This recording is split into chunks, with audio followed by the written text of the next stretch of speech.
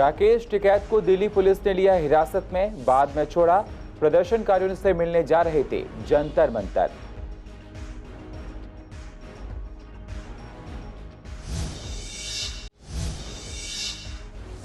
Karkardooma court में 3 district की लोक अदालत लगाई गई।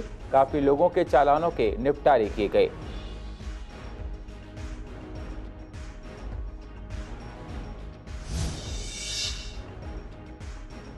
शादरा थाना पुलिस ने वाहन चोर को किया गिरफ्तार। पास से चोरी की स्कूटी और एक बाइक की बरामद। मामला दर्ज कर जांच की शुरू।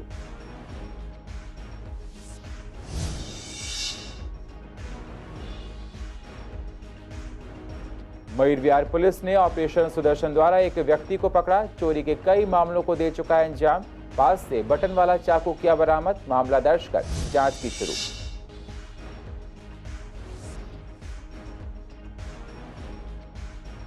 और बिजली सब्सिडी फ्री करने पर अधिकतर लोगों ने कहा हम लोगों को नहीं मिल रही है सब्सिडी। वहीं कुछ लोगों ने कहा हम लोगों को मिलनी चाहिए बिजली की सब्सिडी स्कीम।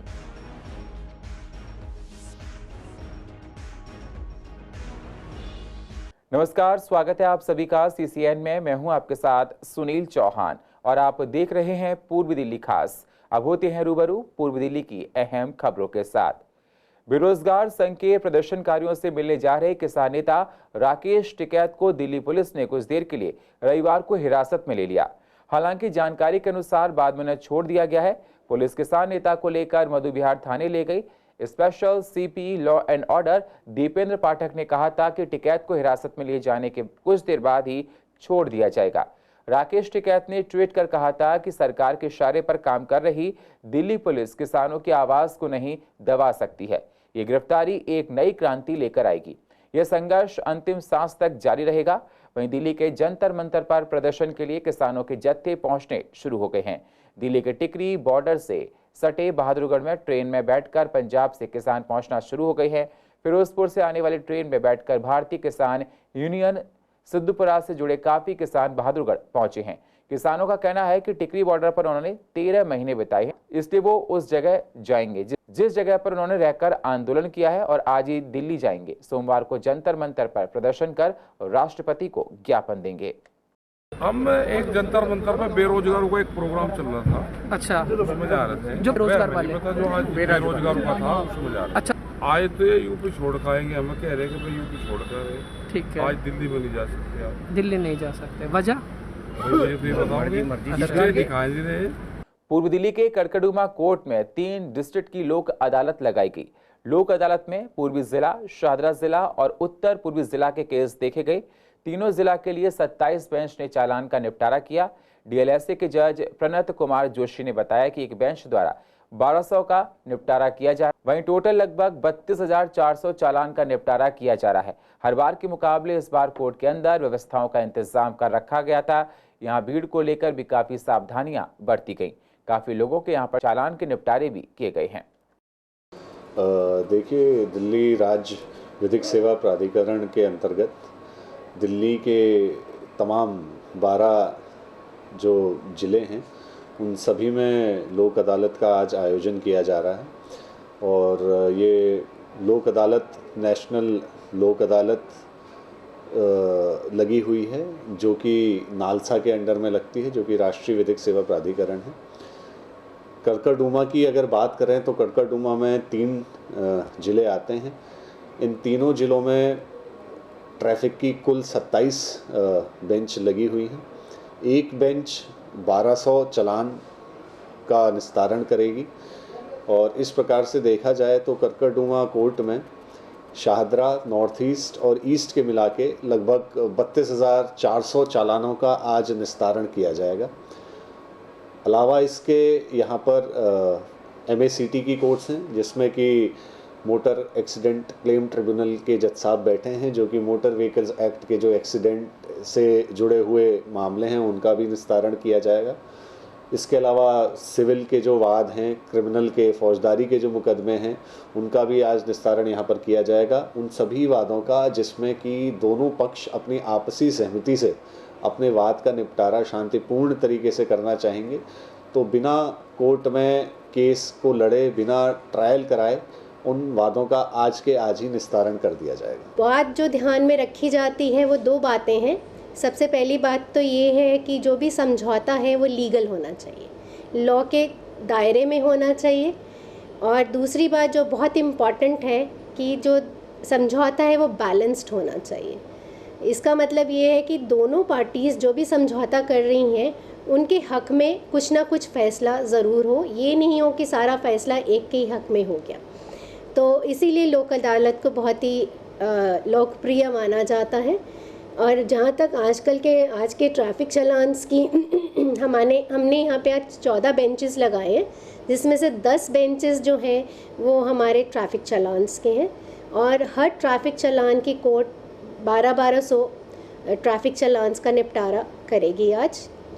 इसके अलावा जो बाकी बेंचेस हैं उसके अंदर MACT के cases, civil disputes, criminal compoundable cases और इस तरह के छोटे मोटे झगड़े जो नेबर्स में या कम्युनिटी लेवल पे हो जाते हैं उनका लोक अदालत में आके निपटारा कर सकते। पूर्वी दिल्ली की सदर थाना पुलिस ने वाहन चोर चुराने वाले एक बदमाश को गिरफ्तार किया है, जो चोरी के बाद बाइक को ऑनलाइन साइट के जरिए बेच दिया करता था। पुलिस ने 23 वर्षीय आरोपी नितिन से एक चोरी की स्कूटी और एक बाइक बरामद की है। पुलिस ने बताया कि सदर थाने में प्रदीप ने स्कूटी चोरी की शिकायत दी थी। इस मामले में जांच के दौरान आरोपी को शादरा से दबोचा गया है। पुलिस ने FIR दर्ज करके आगे की जांच शुरू कर दी है। पूर्वी दिल्ली के मयूर विहार पुलिस के हाथ एक अहम कामयाबी लगी है। पुलिस ने ऑपरेशन सुदर्शन के द्वारा इसको पेट्रोलिंग के दौरान त्रिलोकपुरी से पकड़ा है। पुलिस ने इनके पास से एक बटन वाला चाकू बरामद किया है। पकड़े गए व्यक्ति का नाम अनिल है, जो 30 साल का है और वो त्रिलोकपुरी में रहता है। ये पहले मंडी हाउस और यमुना बैंक में चोरी की वारदातों को अंजाम दे चुका है। पुलिस ने मामला दर्ज कर आगे की जांच शुरू कर दी है। आप सरकार ने दिल्ली में लोगों को फ्री बिजली छोड़ने के लिए फोन और व्हाट्सएप नंबर जारी करने का फैसला किया है। इन नंबरों पर मिस्ड कॉल देकर या व्हाट्सएप पर रिप्लाई करके सक्षम लोग बिजली सब्सिडी स्कीम को छोड़ सकती हैं। दिल्ली वासियों को अरविंद केजरीवाल की नेतृत्व वाली सरकार इन नंबरों को जारी कर लोगों को ये चुनने की सुविधा देगी कि वे 1 अक्टूबर से मुफ्त बिजली योजना का लाभ उठाना चाहते हैं या नहीं। डिप्टी CM मनीष सिसोदिया ने शनिवार को बिजली विभाग के उच्च अधिकारियों के साथ मीटिंग में ये निर्णय लिया है। डिप्टी CM के पास बिजली विभाग का भी कार्यभार है। वहीं CCN के रिपोर्टर ने पूर्वी दिल्ली के लोगों से बात की तो पूर्वी दिल्ली के 10 में से 7 लोगों ने कहा कि हम लोगों को पहले से ही सब्सिडी नहीं मिलती है तो उसका हमें कोई फायदा नहीं। वहीं 2 से 3 लोगों ने कहा 10 में से कि हम लोगों को सब्सिडी मिलनी चाहिए जिस प्रकार से मिल रही है। देखो, बिजली फ्री तो ऐसा है कि अभी जैसे इन्होंने फ्री की एक लॉलीपॉप पकड़ा रखा है लोगों के लिए कि जी सब्सिडी दे रहे हैं, ये दे रहे हैं। आज की तारीख में मुझे बताओ किसको सब्सिडी मिल रही है, क्योंकि 200 यूनिट से ऊपर ही क्रॉस होनी है हर आदमी के। बिल सबका 700 रुपये 600 रुपये, ऐसा किसी का कम नीचे नहीं आ रहा, कम से कम। और जैसे कि अगर मैं अपने घर की बात बताता हूँ, इन्होंने क्या काम करा है, सब्सिडी को छोड़िए अपनी मर्जी से लोड क्रिएट कर देते हैं। जहाँ लोड पहले 1 किलोवाट का होता था, आप जैसे ही आधा पॉइंट ऊपर बढ़ जाता है तो सीधा 2 किलो में कन्वर्ट कर देते हैं। 2.3 पहुँच जाता है तो सीधा 3 किलो में कन्वर्ट कर देते हैं। उसके अलावा क्या है, एक तो वैसी जनता को बाहर पड़ा हुआ है, ऊपर से ये लोड का भार डाल देते हैं। जैसे कि मैं अभी बताता हूँ, 2.3 होते ही मेरा बिल आया 2100 रुपये का, तो मेरे लिए फ़ायदा कहाँ हुआ और नुकसान हो गया। अब आती है सब्सिडी की बात। हमें आज तक उम्मीद है कि जाड़े में भले से थोड़ा बहुत बिल हमारा कम हो जाता है। आज की तारीख में हमारा बिल 800 रुपये, 1000 रुपये, 900 रुपये इर्द गिर्द रहता है। हमें जो मिलती है हम तो बिल पे करते हैं, हमें कोई सब्सिडी नहीं मिलती। 200 कभी फ्री ऐसा नहीं हुआ? हमें आज तक फ्री नहीं मिली। हम तो 5-5 हज़ार रुपये के बिल भरते हुए आ रहे हैं। अच्छा। हमें मिलेगी जब तो छोड़ेंगे ना, मिलती ही नहीं तो छोड़ने का तो सवाल ही नहीं होता। क्योंकि गर्मियों में हमारे यहाँ सबके यहाँ AC चलते हैं, रेगुलर बात है, AC तो हर घर में है। और सर्दियों में गीज़र चलते तो इस कारण बिल तो हमें पे करना ही पड़ता है। सब्सिडी आज तक नहीं मिली।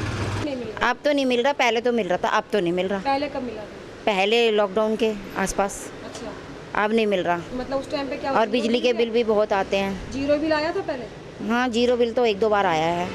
1-2 बार आया है जीरो बिल। 1-2 बार ही आया? हाँ बस। नहीं, हमेशा नहीं आया ऐसा। और बिल बहुत आते हैं। कम बिल आता था पहले? हाँ, और महंगाई देख रहे हो कितनी हो रही है, कितना बुरा हाल हो रहा है महंगाई का। बिल कैसा? नहीं मिलेगी तो हम कहेंगे दो भाई 200 यूनिट फ्री। हाँ, और क्या। अब गरीब आदमी क्या करेगा, वो तो कुछ तो करेगा ही ना। कितना बिल भरेगा बंदा, क्या करेगा। मेरे को तो ये लगता है कि जो अरविंद केजरीवाल जी ने नई पॉलिसी बनाई है कि बिजली की सब्सिडी 200 यूनिट फ्री देंगे, तो शायद मिडिल क्लास फैमिली में तो किसी को भी नहीं मिलती है। शायद ये लोअर क्लास है उनको मिलती होगी तो कह नहीं सकते, क्योंकि मिडिल क्लास फैमिली में भी ना चाहते हुए कूलर पंखा सभी चलाते हैं, फ्रिज भी सभी चलाते हैं, तो कहीं ना कहीं 200 यूनिट उससे ऊपर ही पहुँच जाती है। तो मुझे तो लगता नहीं कहीं फ्री है। और अब जो केजरीवाल ने नया फंडा डाल दिया कि सब्सिडी देने का, कि भाई सब्सिडी देंगे हम 200 यूनिट, जो लेना चाहता है वो लो, जो छोड़ना चाहता है छोड़ो। मगर हम तो ये कह रहे हैं कि हमें तो मिली नहीं तो हम छोड़ेंगे भी क्या। अगर हमें मिलती तो हम जरूर छोड़ते, तो हमें तो कोई फ़ायदा ना बिजली फ्री का है ना सब्सिडी होने का है। देखो गरीब आदमी है, उसको तो काम में तो बड़ी जरूर चाहिए, सब्सिडी चाहिए ना जरूर जी। पहले कांग्रेस राज में जब भी सब्सिडी मिली हमारे को, तो अभी मिलनी चाहिए ना। सब्सिडी से यह है कि थोड़ी सहूलत तो मिलती है जी हाँ। सब्सिडी मान लो सिलेंडर में आ रही थी वो भी खत्म हो गई, बिजली में भी नहीं है, तो होनी चाहिए ना ये। तो मतलब आपको सब्सिडी चाहिए? जी हाँ। पर दिक्कत का फिर मतलब खाने पीने में परेशानी हो जाएगी और क्या है। गरीब आदमी नहीं पहुंच पा रहा, घर पे नहीं रहता है, कभी मिस हो जाए कभी, तो मेरे हिसाब से जिनके जीरो आ रहे हैं उनके जीरो ही आने चाहिए। सीमापुरी इलाके में पिछले सप्ताह में एक व्यक्ति को चाकू से हमला कर पर्स लूटने वाले मामले में पुलिस ने 2 आरोपियों को गिरफ्तार किया है। गिरफ्तार आरोपी संजय दास और हसमत न्यू सीमापुरी के रहने वाले हैं। इन पर लूट के मामलों में कई मामले चल रहे हैं। वहीं इनमें संजय क्षेत्र का घोषित बदमाश भी है। डीसीपी शादरा ने बताया कि सीमापुरी एफ ब्लॉक में रहने वाले न्यू इस्लाम पर 13 अगस्त को 3 बजे बदमाशों ने चाकू से हमला किया और उससे पर्स लूट कर ले गए थे। टीम में कई कैमरों की फुटेज खंगाली। इसकी मदद से पुलिस ने आरोपी संजय दास और हसमत तक पहुंची और उसको गिरफ्तार कर सलाखों के पीछे डाल दिया। पूर्व दिल्ली के कैलाश दीपक हॉस्पिटल और लॉयंस क्लब इंटरनेशनल द्वारा free mega health checkup camp का आयोजन किया गया, जिसमें बीपी, शुगर, थायराइड, ईसीजी के चेकअप किए गए। लोगों ने आकर अपने तमाम चेकअप यहां पर कराए। चेकअप कराने आए लोगों ने कहा कि इस तरह के कैंप लगते रहने चाहिए, जिससे लोगों को काफी सहूलियत मिलती है। समय समय पर जरूरतमंदों का चेकअप भी हो जाता है। हमारे पास कार्डियोलॉजिस्ट, ऑर्थोपेडिशियन, फिजिशियन, फिजियोथेरेपिस्ट, हर प्रकार के डॉक्टर्स हैं और हमने कुछ टेस्ट भी कर रखे हैं, जिसके अंदर हाइट, वेट, बीएमडी, ईसीजी और ब्लड शुगर, HbA1c, थायराइड, ये सारी जांच भी करा रही हैं हम लोगों के। अच्छा रिस्पांस है। आपने देखा होगा पूरा हॉल भरा हुआ है, हर तरफ भीड़ भीड़ है और बहुत ही आनंदमय माहौल है। ये बहुत ही सक्सेसफुल कैंप रहेगा, बहुत लोग फ़ायदा उठाएंगे। सबसे बड़ी बात यह है कि आज इस कैंप में जो भी लोग टेस्टिंग के लिए आ रहे हैं या और तरह के आ रहे हैं, उनको डिस्काउंट देने की बात की गई है। यहाँ पे 13 तरह के हम कैंप लगा रहे हैं, जिसमें आई टेस्टिंग है, थायराइड है, HB है और हमारा हड्डियों से रिलेटेड है, डाइटिशियन है। तो ये सब चीज़ें ऐसी हैं कि हमारे जीवन में रेगुलर अब इस टाइम में लगता है कि ज़रूरत होती है सभी को, कि समय समय पे आजकल जिस तरह से बीमारियां बढ़ रही हैं, समय समय पे जांच होती रहनी चाहिए। पूर्व दिल्ली के आजाद नगर के अजीत दरबार गुरुद्वारे में हेल्प 24 संस्था के साथ मिलकर एक कैंप का आयोजन किया गया, जिसमें आकर लोगों ने अपने चेकअप कराए, साथ ही ब्लड भी डोनेट किया गया। कोरोना की वैक्सीन भी कैंप में लोगों को लगाई गई, फिजियोथेरेपी की गई और जरूरतमंदों को राशन भी वितरण किया गया। इस कैंप में वरिष्ठ डॉक्टर्स ने भाग लिया और लोगों की जांच की। जरूरतमंद लोगों को इस कैंप के माध्यम से काफी सहायता मिली है और लोगों का कहना है कि ऐसे कैंप लगते रहना चाहिए, जिससे लोगों को काफी राहत मिलती रहे। देखिए, हमारे जो ये गुरुद्वारे की पीठ थी, उनकी 29वीं बरसी के ऊपर ये आयोजन किया गया है। इसमें हम लोगों ने हेल्थ कैंप, राशन वितरण, कोरोना वैक्सीन कैंप, क्योंकि कोविड-19 है उसकी एक बार फिर लहर चालू हो रही है, उसको बचाने के लिए, उससे हम लोगों को बचाव करवा रहे हैं, इसलिए हमने कोविड वैक्सीन का कैंप एक बार और लगाया है। हम लोगों को जागरूक कर रहे हैं कि कम से कम अपनी जो 3 डोज है वो पूरी कर लीजिए। और ये कैंप बहुत अच्छे तरीके से चल रहा है, राशन है, लोगों में एक नया उत्साह है वैक्सीन के प्रति। हेल्थ समाज को कहते हैं बीमारी से मुक्त कराना है, उनके लिए सेवा कर रहे हैं भाभी भूपेंद्र कौर जी। उन्होंने गरीबों के लिए राशन रखा है, ब्लड डोनेशन है, बिल्कुल निःशुल्क है जी, यहाँ कोई पैसा किसी से नहीं लिया गया जी। ये मेडिकल कैंप पहले भी लगता है, हर साल लगता आ रहा है और ये राशन वितरण भी किया, 500 लोगों को राशन वितरण किया गया और मेडिकल कैंप चल रहा है। एमसीडी के कर्मचारियों द्वारा हमेशा की एक व्यक्ति से कई काम कराने की बात पर शिकायत की जाती है। ताज़ा मामला उन कर्मचारियों का है जो मेट्रो वेस्ट कर्मचारियों का काम करते हैं।